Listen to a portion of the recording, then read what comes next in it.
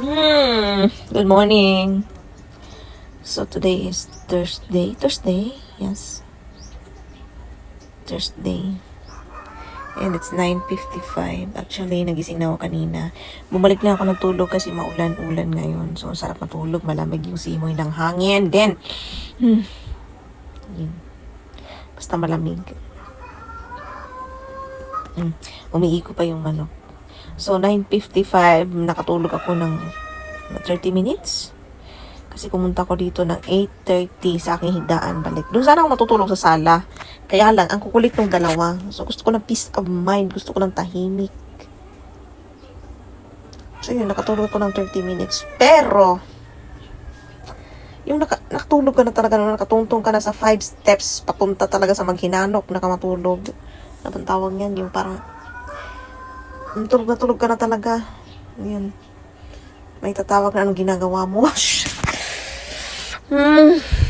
Kalame na lang yun. Tapos hindi may mga manok. Pero yung mga manok, medyo na-adapt ko na yung natatanggap ko na sa sarili. Unti-unti ko na natatanggap sa sarili ko yung mga manok na yan. Unlike dati talaga mga first or mga dati kong unong taon ko dito. Grabe pag narinig ko yung manok. Yung mga balahibo. Lahat ng balahibo sa katawan ko tumatay. Pero ngayon, okay na. Nakamove on ako sa manok. And sa na lang, sa aso, lalo na pag nandito sa may ko. Pero okay lang naman, carry lang naman. Okay na, nakamove on ako dyan. And dapat talaga matutulog ako, or magnanap ako, off ko talaga yung aking mga cellphone. Off ko talaga, kasi parang walang tatawag, chat.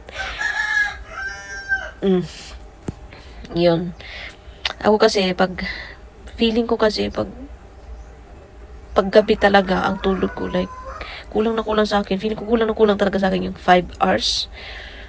5 hours or mahaba na talaga yung 6. Kasi mabilis akong makatulog. Mabilis akong magising as in, huni ng lamok. Huni ng mga kung ano-anong maliliit na insekto. Nagigising ako. Mabilis akong magising. Depende lang pag tulog na tulog talaga ako sa madaling araw. Yun. Okay sa akin yun. Pero mabilis talaga akong magising, kaya naghahabol talaga ako ng tulog. Ang hirap kasi pag walang tulog, parang ang lutang, no? Ang hirap, basta ang hirap. Tapos ngayon, masarap matulog kasi umaga, malamig. Hindi mayroong tatawag sa akin, tatanungin lang ako kung anong ginagawa ko. Gusto ko kainis. Pero yan mo na kasi alas 10 na, 9:50. Kaya lang masakit sa ulo, guys. Ito, naka 30 minutes naman ako, medyo okay naman. Hindi lang yung masyadong nasa first step ka pa lang ng, alam mo yun, yung pagtulog mo, tapos biglang may istorbo ka. Sarap pumatay ng langgam, no? Pero 9:59 natin, so babangon na lang din ako. Maglilinis ulit, maghuhugas ako. Maliligo. Meron pa akong hugasan doon, yung kinainan ko kaninang umaga.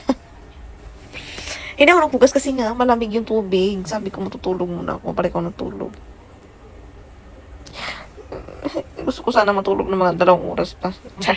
Hay! Puro ka natulog daw, ni. Puro ka lang hilata. Di naman.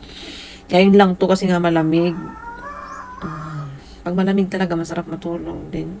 Wala masyadong ingay. Yung mga pusa ko, hindi istorbo. Kasi yung mga pusa ko, pag malamig, nakaganon din sila doon sa likod, tulog na tulog din. Pero ngayon lumabas ako, kasi chinek ko sila, yate, nasa lababo. Doon sila sa lababo natutulog. Wala silang madidilaan kasi yung, tinakluban ko. Tinalagyan ko ng takip para hindi nila madilaan. Yun, para, ayoko nang umakit sila sa lababo. Pero ngayon, nandun sila, nakaganon lang din naman. Kasi nilalamig din. Ayaw na ng tubig. So, nakaganon sila. Nilalamig. Chika lang.